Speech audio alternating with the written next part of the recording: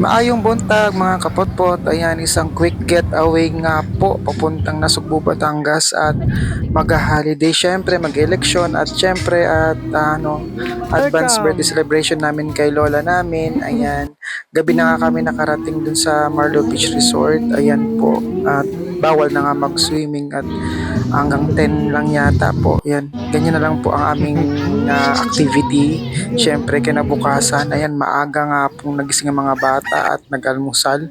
Siyempre, ang pinuntahan agad namin yung dagat niya. No? Okay naman yung dagat niya. Yan. Siyempre. Ayan, maaga na nga naglublob ang mga dalawang Alexa, chikiting ko. magbo At na. syempre, alam niyo na pag mga bata ay mahilig talaga yan sa dagat at sa tubig at napakainit na po ngayong panahon na ito.